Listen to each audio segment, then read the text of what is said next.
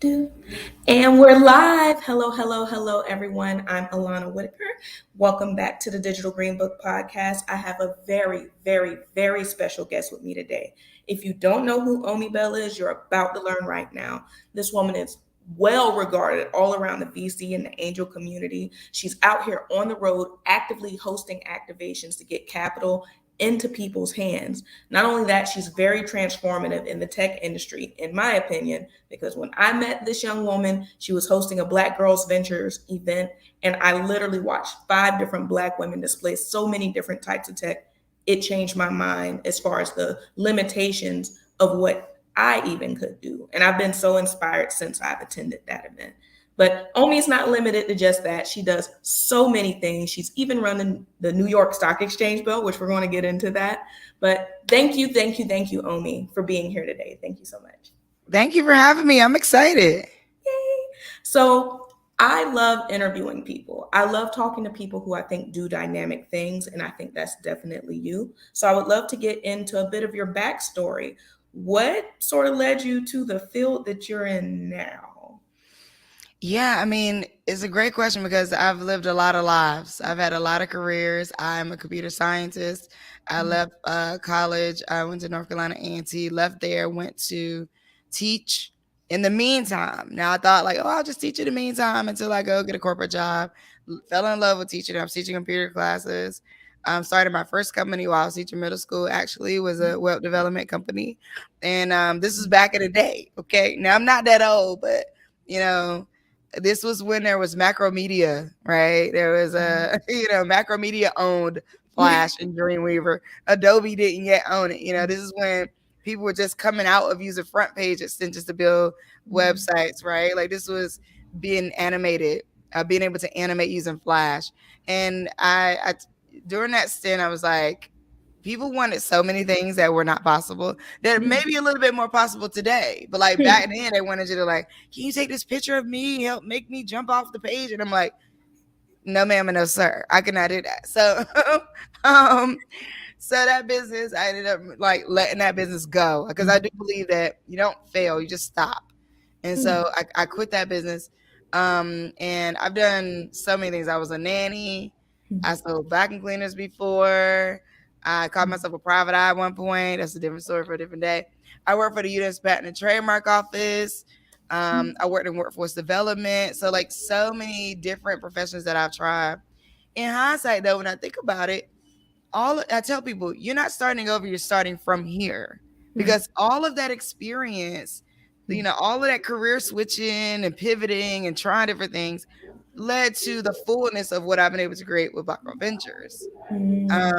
I was also doing some work with Google and training community on marketing and things like that. Prior to BGV, I had a print shop and I had a t-shirt line called Made by a Black Woman. So I've just been trying a lot. In 2016, the When news you say came. you didn't fail, you stopped.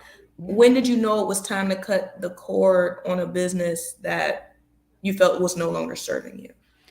For me, honestly, it wasn't making money. Like, so it was like There you go. it was like I was a single mom of two at that time. I now have 3 children, but and I needed to make money, and so even working those professions I had, I was working a side job I was doing the side hustles of all the other stuff. So like being a teacher, I was side hustling as a nanny, a bartender, yada yada yada, and because America's just not built for a single person to be raising 2 children.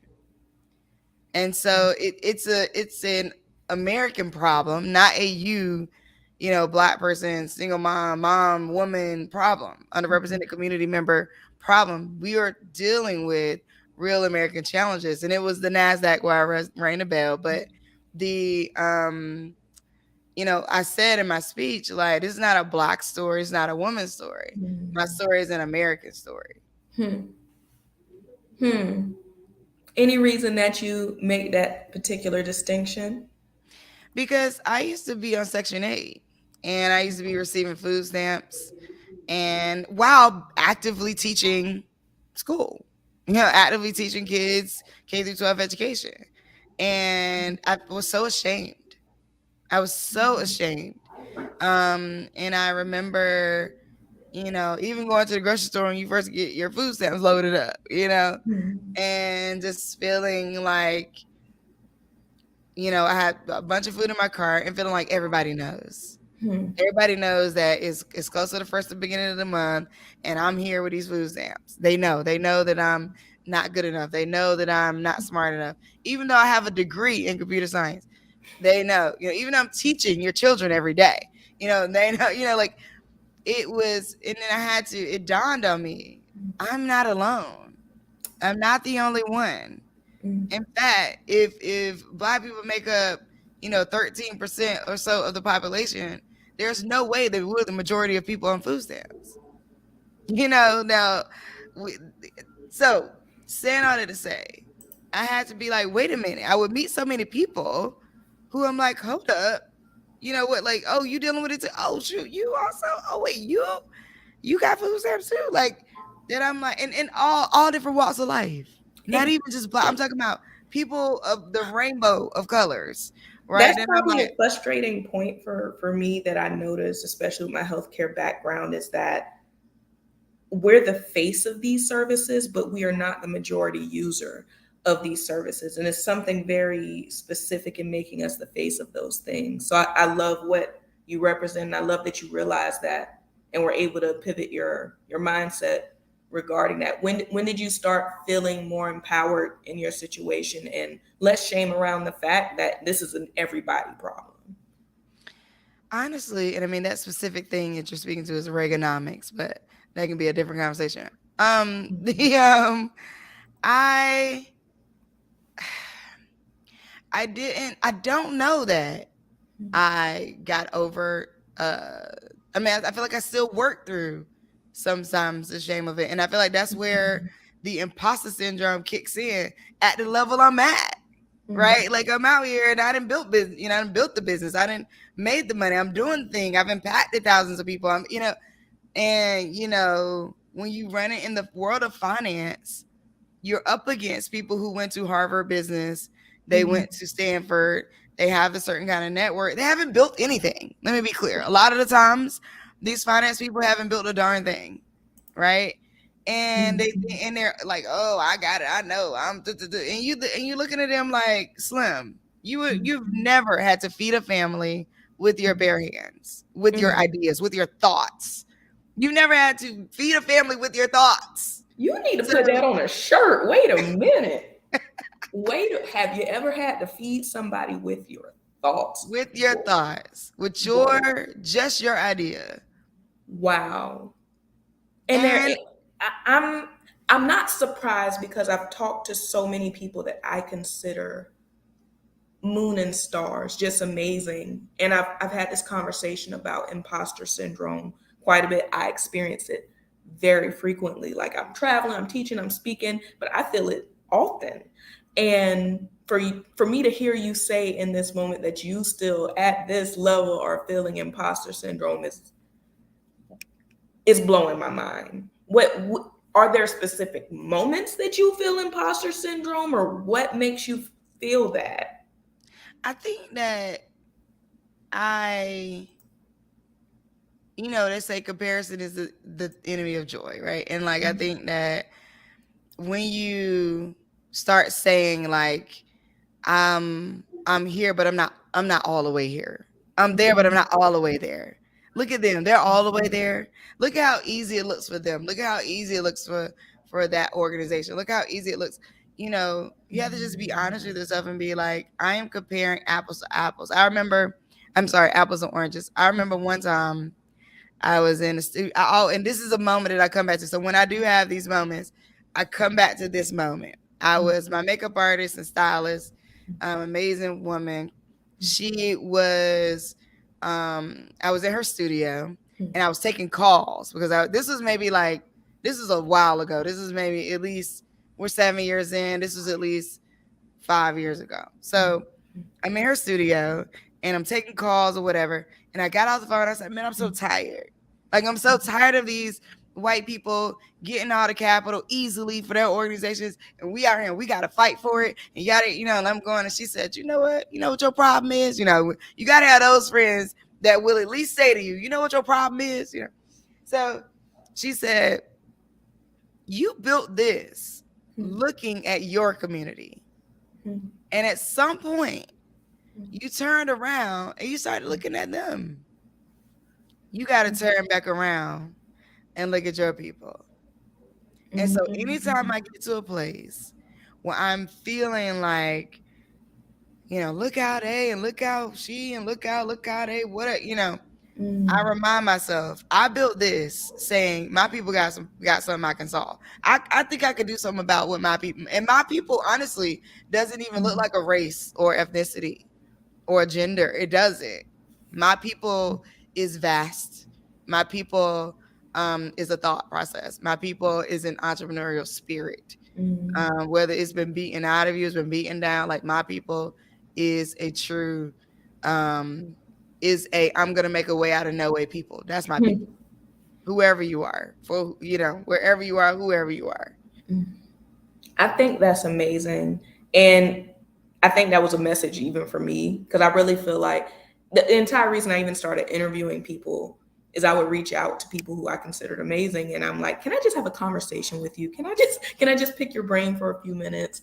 And I realized that the caliber of conversation that I was having with people would benefit more people than just myself, because so many people relate to the things that I'm curious about or the things that I want to hear. And just looking at all the woo childs in the chat and all the love, and people are really feeling exactly what you're saying. What you're saying resonates with so many of us, because oftentimes we are in silos, or we're out here in this world trying to operate, just trying to make our business work, just trying to make ends meet. And then we do start comparing, if not via social media, just looking at your coworkers or the environment around you. And that really can put a toll on you and how you show up in this world. So as somebody who owns two businesses, I really do receive you saying that in this moment, because it's like, no, you know what? I am doing a good job. I am doing a really good job. And I shouldn't be worried about where that other person's business is. I should be focused on like what KPIs and milestones can I hit for myself. So I received that. Thank you, Omi. So let's talk a little bit in specificity about Black Girl Ventures. So how did you even throw the first event? How was this concept born? So my background, like I told you, I've been living many lives. I was also doing performance poetry before, and I would say like that's how I learned how to build community. When I started out performing, I've been writing poetry since I was like 8, but around 2009 is when I started like hitting the stage and like really going on stages and performing. And then from about 2009 to about 2013, I was organizing community events. I was hitting the ground, boom, boom, boom, like organizing. I saw how easy it was to get into organizing. So first I was just performing a lot, and then I started like organizing. And so I learned community building from that. After doing that for a while and going back to work and working in workforce development, that kind of thing, I decided to that I would so 2016, the news came out. Black women are starting businesses at 6 times the national average, yet receiving less than 1% of venture capital. And Which so is still the honestly, I same. just thought to myself, I could do something about this. So I threw it. For me, it was a community event. It was a brunch in Southeast DC in a house. 30 people showed up. I put it up on meetup.com. 30 people showed up. We voted with marbles and coffee mugs. If you like that person's pitch, you put your marble in their coffee mug, and that was it. I honestly did not think a lot about it. It's funny today. I was just talking to one of my colleagues, and I was saying to her, like, hey, I wasn't thinking. I was feeling, and I was moving with what was my strategic, I'm a strategy person and I'm a systems person. So because I'm an engineer, right? So like I was just moving and saying, okay, create framework, try, attempt, go back to your code, figure out the glitch, try, attempt, go back. Like that's how my brain works. Couple that with art and community building, and then that's who I am. Right. So I'm that engineer. That's systematically being like, so I'll tell anybody, your engineering brain is priceless. Couple your engineering brain with entrepreneurship and a little bit of art, you're unstoppable. Intuition to add intuition to that, can't nobody catch you because you're thinking at a level where you're like, I could take anything and systematize it. And so basically, I took this idea, put it together, and people liked it. So I said, let's keep doing it. And so that's literally how we started. It was people come together.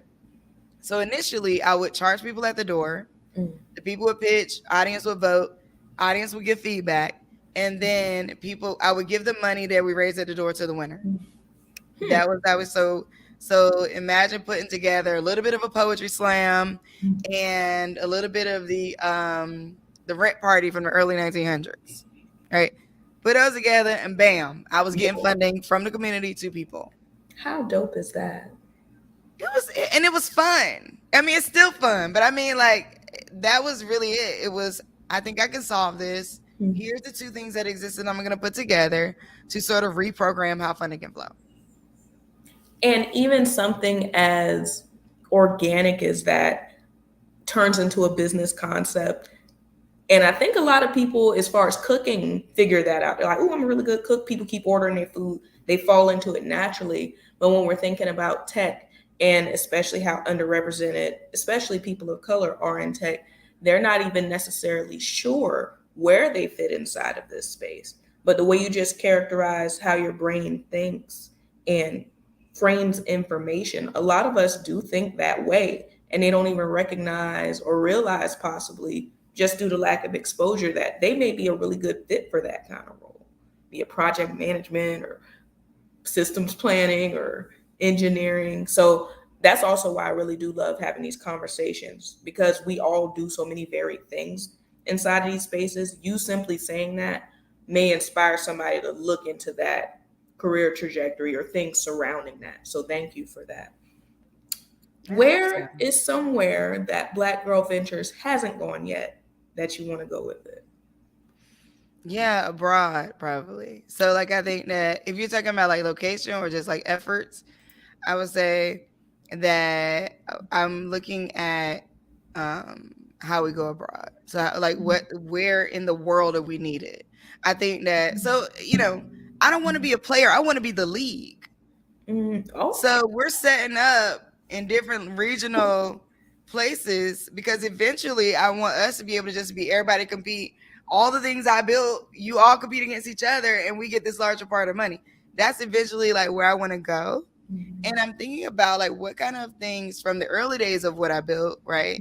That can, or even from now, what could exist in other countries? I'm thinking about the diaspora. How do we work across the diaspora, right? So that we just become stronger as a nation of people of color. You know what I mean? Like how do we, and I think there's some power in that. I think that there's things I've been able to do. So the State Department has a program called Tech Camp, and I feel like I want to tell everybody about it because not a lot of people know. But if you Google Tech Camp Global, it should pop up. It's a State Department program where you can go to other countries and work with. Oh, thank you for listening to my show, Robin. And work with entrepreneurs in different countries. I've been able to go to Oman and work with entrepreneurs. I worked in Lagos. And this summer, I'm going to be going to Nairobi, Kenya, and work with entrepreneurs as well. And so it's helpful for me because I want to know, like, what are people dealing with that for us is kind of like, oh, it's a no-brainer that I can take and use as a solution to really help as many women as I can across the diaspora and beyond. So I think that like we're looking at like how do we enter ecosystems abroad? I think that makes a lot of sense, and the need for it is definitely there. I've traveled abroad a bit, not as much as I've wanted to, but probably more than the average bear. And when I say people are so interested in these sorts of concepts, especially community is really strong globally. I feel like it's something we really have to curate here. But even the concept of what you're talking about, just communing and spreading wealth in that way, is such a phenomenal concept. I want to see you on every single continent in every single country. Thank you. I appreciate that. What's something that you do to de-stress because you have a very busy schedule? Hey, I do. Yeah. And it's a great question. So a coach of mine, I had a coach who recommended regular massages. So I do I used to. I fell off a little bit. I'm trying to get back on that wagon. But I used to do bi-weekly and sometimes weekly massages. It is a game changer. If you get a massage twice a month, your life will be different. I remember I went to a meeting, and after the meeting, somebody texted me like, "You handled that very well." I said, "It's the massages. The massages got me relaxed." So I would say I do that. Um, I am trying now to also just really be conscious of my family time. I love spending time with my family and spending time with my daughter. I have 3 children, but I have a younger daughter. So she keeps it fun. She's 8, and everything means different things to her than adult kids have. So um, I try to spend more time with her and just play. We cannot lose play. Like college cannot be the last of the fun times we have. How many shirts have you made today? Just with all the sayings you got today. College cannot be the last fun time. And some of our community doesn't even get the opportunity to go to college. So high school is where a lot of people feel like they peak sometimes. That's right. That's a word about stress and stress reduction, and the fact that you have something incorporated into your schedule to maintain that and mitigate stress from happening is also something I think we don't take into consideration. 100%. So when we're thinking about things that we could do as a collective, what's something that you think, we're just speculating, what's something you think we could do as a people to sort of reduce that stress so we can be more effective and show up more in our daily lives? Oh, well, one, I think is how we can respond to each other. Mm-hmm. So, sometimes just if a person pops into your mind, it's a reason. Send them a note. Hey, like, you good? I'm good. You good? All right. I think sometimes the best thing you could say, the most comforting thing you could say to somebody is, I see you. Thank you for sharing. And just being quiet. Sometimes, it's just a question that we ask a lot, like on my team is, how can I show up for you? Something that I'm always asking when people are sharing things with me. I'm like, oh wow, okay, great. Well, how can I show up for you? Um, and I think that a lot of times people just need you to even just say that. Like they don't know how you can actually show up for them, but the fact that you thought about it feels good. So I think that I don't believe that we were meant to be here alone. I don't in any capacity, right? And so it's just I mean and there's studies on this as well. Like we're not meant to be alone. You're not meant to do it alone. You're not meant to go at it alone. Like so all of this narrative that I think comes from like massive levels of oppression that says do it yourself. You go get it, you could put it all on your back and it's like, nah, and you're not meant to. Not and so you not being able to do it by yourself is not a fail. You're actually not built to. You're not meant to. Sociology will tell you you're not meant to do anything alone. Yeah, you're not even meant to hold. You got 2 hands because you're not meant to hold up something alone. You got 2 ears because you're not meant to hear out of one. You know what I mean? And I don't want to. That is a very ableist. Let me acknowledge that is very ableist of me to say that. But I mean, so I don't want to offend. I don't mean it in that way. But I'm just saying that like the idea that you're not meant to be alone is real. You're not meant to be alone. And I love that concept as well. I That's something that I feel like I really learned in healthcare, all the way from when you would see premature babies, but if you put them on their parents' chest, they had far better outcomes, or if you put them with their siblings, they were more robust and their survival rates like increased dramatically, all the way to school and recess, and why kids' favorite time is that because they get to interact with each other as opposed to being stagnant and locked into a desk and just stuck in that one place, all the way to adulthood. And when you said college shouldn't be the last time that you have fun, when I really think about what made that time super fun and why I enjoy a lot of what I do now is the communal aspect, is the I get to talk with people, I get to listen to people on an emotional level, and all those things you just listed are soft skills. Literally, they're soft skills: the ability to communicate, the acknowledging when somebody might need communication or someone to reach out to them, empathy, all those things I feel like get overshadowed and overlooked, especially when we're talking about like hard technical sciences and the tech career. Like we're all Oh team yeah. computer. We're team computer, very, very much so. But so as we come to a close, because Jesus, 27 minutes almost flew by so rapidly.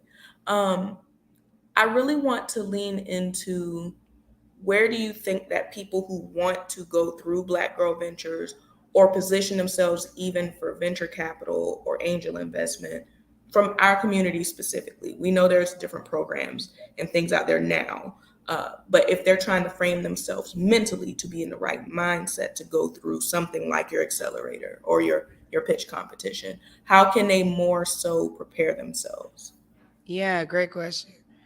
Well, okay, so let's talk about just briefly. So, angel investing and venture capital, right? So, just to be clear, so that everybody knows, angel investing or an angel investor is a single person who has their own wealth that they're investing from. Then a venture capitalist means that you are basically investing somebody else's money, and you're getting a cut off of that at some point, not immediately, but at some point. Like when you do well, they'll get a cut off of it, right? Um, so with that, I think that you got to be in the right money mindset. How Hmm. do you think about money, right? And I remember this woman. She said to me, this wealth manager. She said, "There's spenders and savers. It doesn't matter how much money you got. There's Hmm. people, billionaires who got cash flow problems because they spend too much. And then people who you would think have quote unquote no money and they are able to save up millions of dollars because they're savers. So it's the way you think about money. When it comes to investing, we are getting into it because we want to make money too. So we want to put money into you and we want to make money together. The understanding of that holds people back from understanding that you're getting into a sort of partnership where somebody else is going to have some say because they want to make money too, right? And so I think that's a confusion around like, oh yeah, I want venture capital, I want to, and it's like, do you? Are you ready to let that thing go? Hmm. Also note that the investors make money when there is a liquidity event of some sort. Hmm. So, if there's an acquisition, a merger, if you go public, that kind of thing, that's when the investors are going to make money. So that is what the investor is hoping for. If you're not hoping for that, then you may want to think about how you go about getting investment. In terms of participating in pitch competitions or places where you articulate your business and get money, um, very simple. What is it? Why is it? Why you for it? Why do I care about it? That I know makes sense. that could sound harsh. So, like, hey, just know that you're here to articulate an opportunity. You're not here to ask me for money. I don't like asking people for money. That's not what you're here for. Because if it's an opportunity, guess what? I'm gonna get the money. Like if I see a product I like, that product ain't asking me to buy it. I'm like, I need a new candle. Let me try this one. And I'm a super online shopper, by the way. I buy things from social media all the time. So make sure your shop is together. Okay. Come on, Black owned businesses, put your Yeah, media out there. I'm a shopper. I'm the one that they keep pushing the ads to because I'm struggling to buy stuff. But, but So you get all the AdSense single handedly. I do all of it. But ultimately, I'm saying, like, how are you thinking about what you're presenting? And are you giving me an opportunity to get into business with you? Are you giving the audience an opportunity to help you grow? You know, people don't want to, I would say for investors, a friend of mine says it, and one of my investment friends says is like, investors don't want to invest in you to go, they want to invest in you to grow. So if you're in the go phase of your business, you might want to think about what kind of capital you need. If you're in the growth phase of your business, meaning you figure some things out, you know some things, you ready to rock, then Yeah. like now you're looking at investment dollars. I think you framed that very, very well. Well, you do this for a living, but you framed that very, very well. Have you ever participated in a pitch competition, by the way? I mean, I'm fundraising all the time. Hmm. I think the the better part of being in a pitch competition is you get to hear everybody else that's competing against you, right? And when you're fundraising, you don't get to hear everybody else. You don't know who you're competing against. You're just hoping that your pitch is the best. So I've never participated in like a actual pitch competition in that way where I had to like get on stage, show my deck, and and then have some people decide in front of me immediately. No, I haven't. But I'm always fundraising. So I'm in multiple meetings on a regular basis where I am pitching to someone more privately and trying and raising capital to keep BGB going. I think that's so amazing. So, the last question I sort of want to ask you on the way out is what is something that you're doing and where can people show up and pull up for you? Yeah, so I mean, I just wrote my book just released, Originate, Motivate, Innovate: 7 Steps for Building a Billion-Dollar Network. It is available on Amazon, Barnes and Noble, Books a Million, wherever you buy books. If you go to Amazon and search Omi Bell, it'll pop up. So go get a copy of that. So you can show up for me that way. You can also follow me on like TikTok and Instagram because I'm funny sometimes. You know what I'm saying? Is at Omi Bell everywhere. Also, be a part of Black Girl Ventures if you have a business or if you volunteer or if you have resources. We always want to help our community grow and help the women that we serve. So this is www.blackgirlventures.org. Perfect. .org, not com. .org. Yes. .org. Well, this has been a very enriching conversation for me. I really, really am grateful for your time, and I'm looking forward to hitting some personal milestones. And I'm marching. I'm marching on my own path. I'm marching right behind you, sis. I'm marching right behind you. Come on. We Hey. need more of me. Or more, like I can't do it myself. It's like, come on, you bring your angle, bring your thing, and come on, and let's get this community going. We don't I think Arlen Hamilton also says this where it's like we need more of her. We need more of me. We need more of, like the collab capitals. We need more of we need more. Yes. So for any of you out there that are even thinking about starting communities or starting investment, funds and things like that, like you should think about it because yeah, we need to oversaturate space. Absolutely. And I'm looking forward to reading your book. I'm looking forward to learning some tips on how to be more efficient at doing those things, raising the funds, and woo, because you said the stat is less than 1%, and it's still been less than 1% for a minute. Yes, that's right. But have a blessed day, Omi. Thank you so much. Thank you. Have a good day.